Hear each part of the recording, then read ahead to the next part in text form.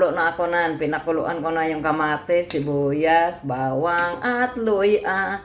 Labanos, mos, bawang nga buo. Oh, buo yan. Lagay ko dyan. Kasi maganda yung yung pakuluan muna. Tapos, yan na. Ilalagay ko na ang fish na salmon. Oh, yan. Wow, lumi kayo ang sabaw. Okay, nag-orange, reds, and yellow.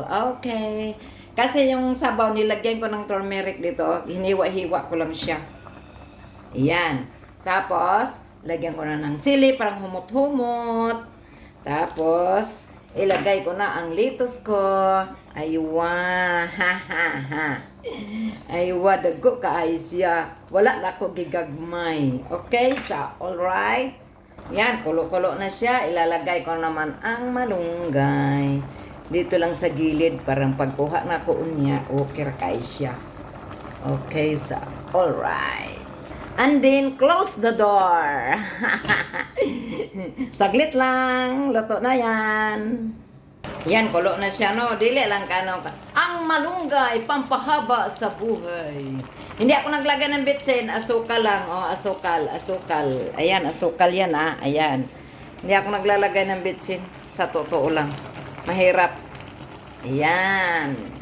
Yan ang asukal. Asukal. Instead of bitsin, asukal na lang para maganda ang life natin. God bless, mga kabayan. Tap, and share my video. Ayan ang ko, Ayan ang salmon, Ebidensyang salmon, Wow. Wow. Sabaw ko day, oy. Di, may luya ka dito, te. Naa, gamay. Saan?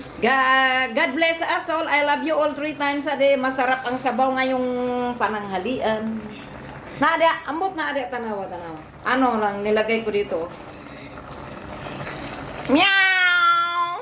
Meow, meow, meow. Sabaw sa umaga, meow.